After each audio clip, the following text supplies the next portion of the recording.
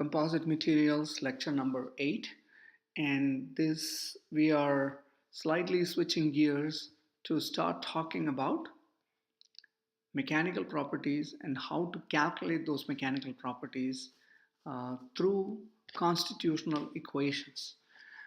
Now, one big advantage with composite materials is that many times if you can calculate or if you can get the properties of the individual constituents like the fibers and the matrix and the interface, you can actually calculate what will be the resulting mechanical properties, what will be the resulting stress, what will be the resulting strain, what will be the resulting uh, failure stress and strain, what will be the resulting elastic modulus, etc. So this gives you a set of numbers that you can use in your design applications.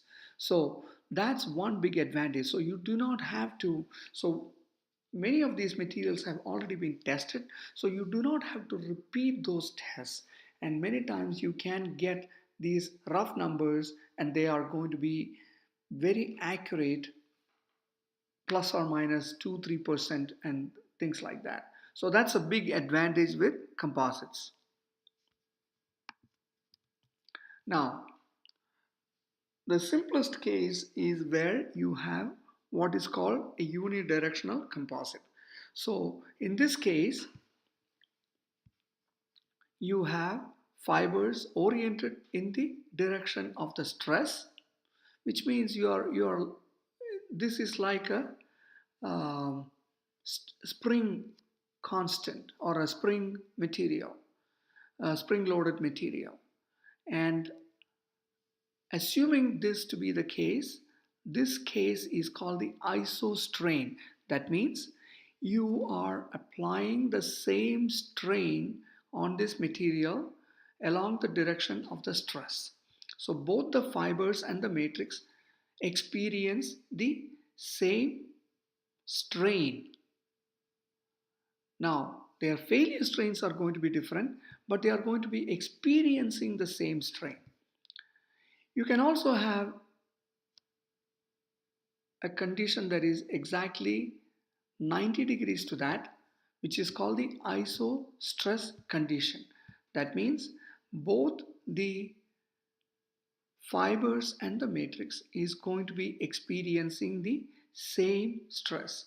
So you have a way of calculating what is the load on that composite, which is a summation of volume fraction of fibers times the load carried by the fibers plus the volume fraction of the matrix times the load carried by the matrix. And in this case, it is the inverse of that. So this case is called the isostrain case and this case is called the isostress case. Now, there is a condition called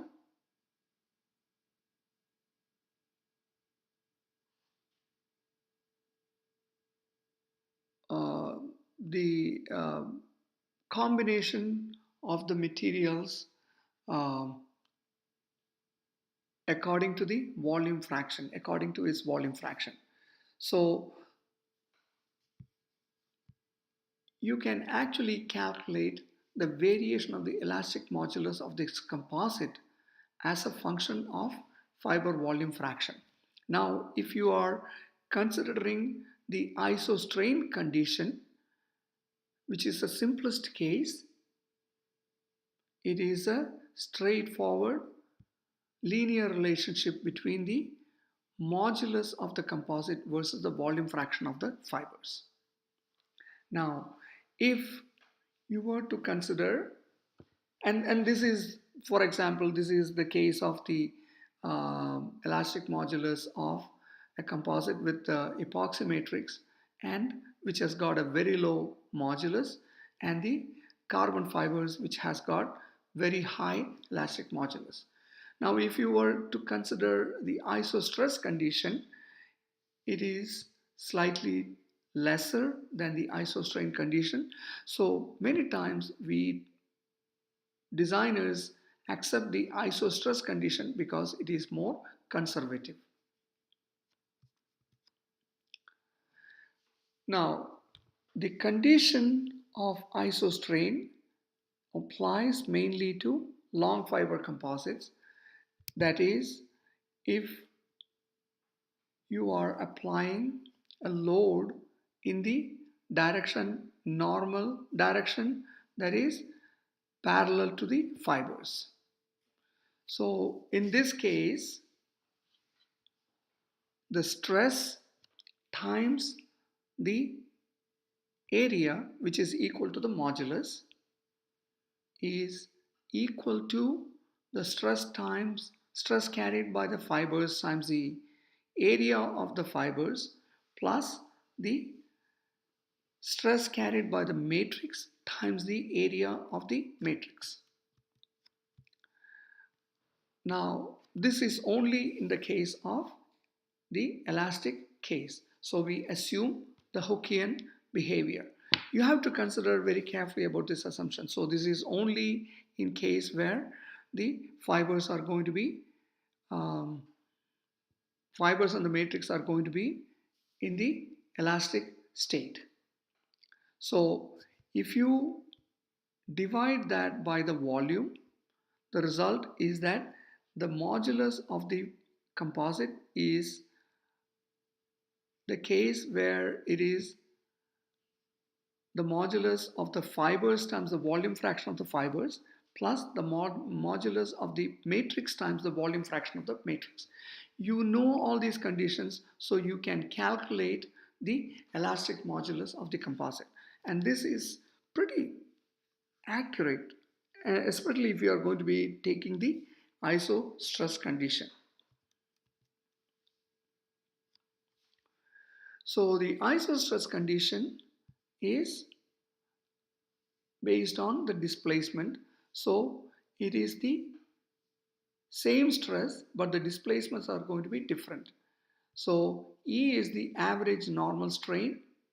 So you are applying the load that is at normal to the direction of the fibers. So based on that, you can actually calculate the modulus of the composite that is also can be represented in terms of the individual properties of the modulus of the fibers and modulus of the matrix and the volume fraction of the fibers and the volume fraction of the matrix. So you have two examples here. So you can actually calculate the overall composite density. So if you have a carbon fiber epoxy composite, so you see this one. So it is approximately 1.5 grams per cc, assuming that there are no voids. You can see that this is almost 50% less in density compared to aluminum and approximately 60-70% less than the density of steel. But see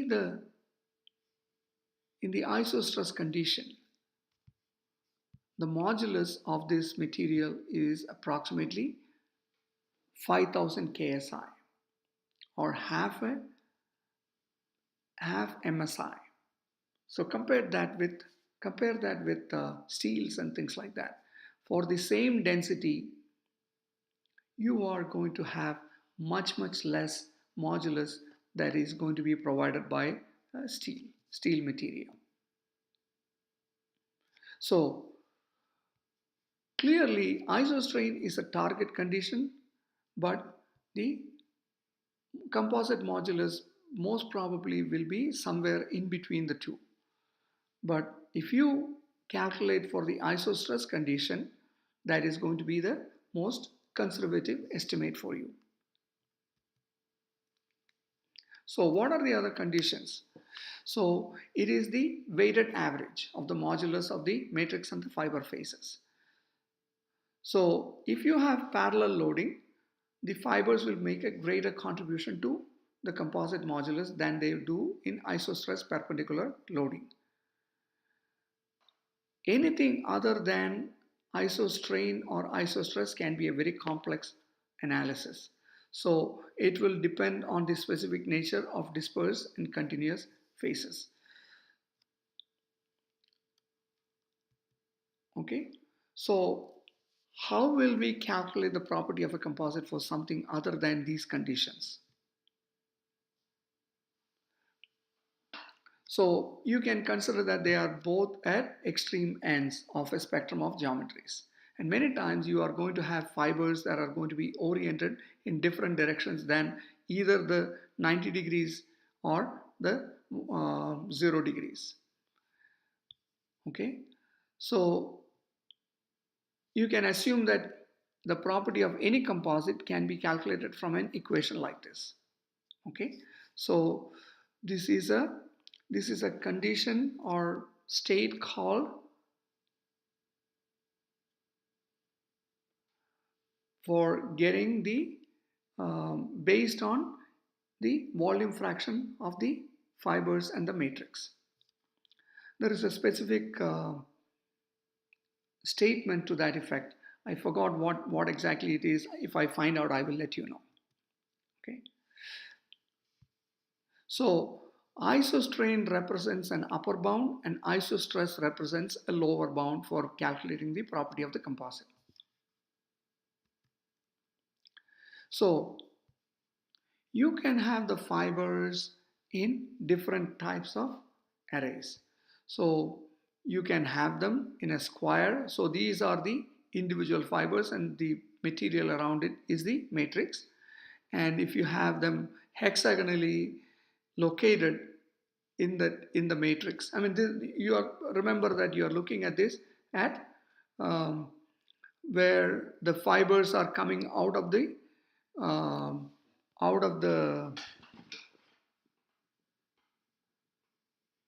direction of the paper.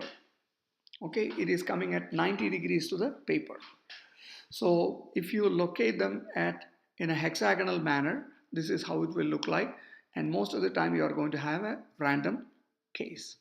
Okay, so this is called, so you can have what is called a transversely isotropic. What is isotropic? Isotropic means properties are uniform in all different directions. Now if you have the fibers only in this 0 degrees direction, most of the time we say that it is 0 with respect to the axis number 1. Okay, and this is 0 degrees, and if it is 90 degrees to the direction 1, then it is 90 degrees. So most of the time you are going to have a combination of the two. So you can actually calculate different properties for these materials. So consider that you have a single fiber in a matrix shell of a matrix, so a little bit of matrix around the fibers, and these are the different properties. So when you heat and cool this material, there is going to be a certain stress level around the fibers. Okay, so the stress is going to be distributed in a unit composite. So how will those different properties be different for different materials? So for example, if you want to calculate the coefficient of thermal expansion versus the fiber volume fraction in an aluminum matrix composite, so you can see that the matrix itself is going to be pretty high, almost 25, but when you have these fibers, it is going to be like 5 ppm. So most of the time, depending upon the fiber volume fraction, it is going to be different. Okay, depending upon the volume fraction.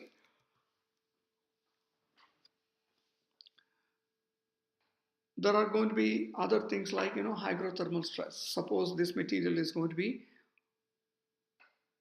immersed in water. There is going to be water dispersing or diffusing into the material along the fibers, and they will start introducing some amount of stress depending upon the temperature. So in this case, this is a reference material which is a strain-free straight. So um, you can have thermal strain, thermal and hygrothermal strain. And if you have a combination of all the three, this is how it is going to look like. Okay, so depending upon the material and how the fibers are going to be distributed in the material, you are going to have different kinds of thermal stresses. So for example, if you have tungsten copper composite, if you look at the thermal stress, the if you have a difference of 1 degree centigrade, if you have 10 volume percent fiber fraction, or if you had 0.5%. So you can see the changes in the properties as a function of these changes in materials. So that's going to be introducing different kind of stresses and strains in this material. So you're also going to have different kinds of dislocation densities with respect to the distance from the interface in these composite materials. So you can see that, depending upon the fiber volume fraction, you are going to have different kinds of stresses and strains and the dislocation densities and so on. Okay, so you can see that if you are going to be doing thermal cycling in a silicon carbide viscous reinforced aluminum composite, uh, by doing in situ thermal cycling, you are going to have different kinds of thermal stresses and dislocations introduced into this material. If you had particle reinforcement, just particles instead of fibers, you can have a similar state, but it will be slightly different. So in this case, the thermal stresses are going to be slightly different.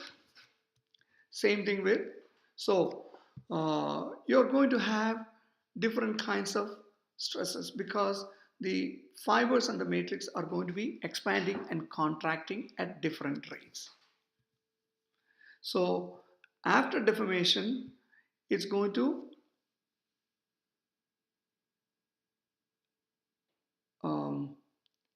shrink towards the fibers. So there is going to be some kind of a compressive strain around the fibers as a result of the heating and cooling.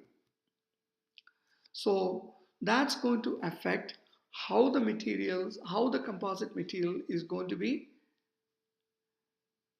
withstanding and accommodating the load transfer from the fibers to the matrix or vice versa. So there is going to be a distribution of the different stresses in the fiber and the interfacial shear stress with fiber length. So if you looked at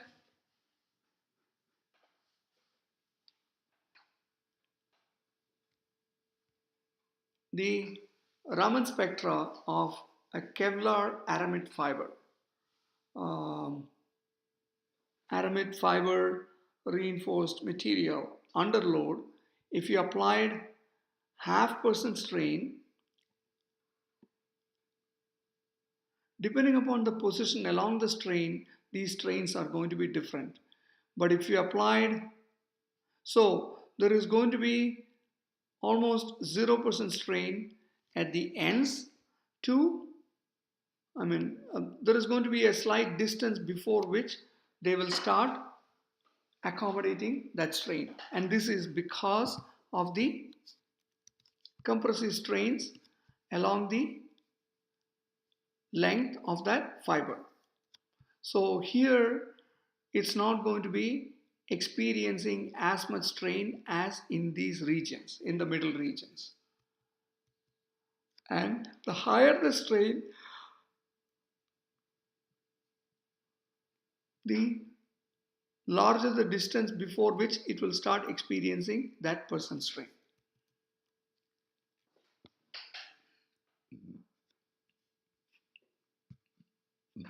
When you start applying even higher strains, this strain is going to be experienced only in part of that fiber. And after that, because that 1.5% strain might be too high for the fibers to experience, it might break off at that point. So the same way, it will break off at multiple positions along the length of that fiber. So you can see that. So there is going to be a variation of the stress in the fiber and the interfacial stress with fiber aspect ratio. So depending upon the length of the fiber with respect to the diameter of the fiber, these things are going to be different. So let me stop here and I will continue in the next section of the lecture.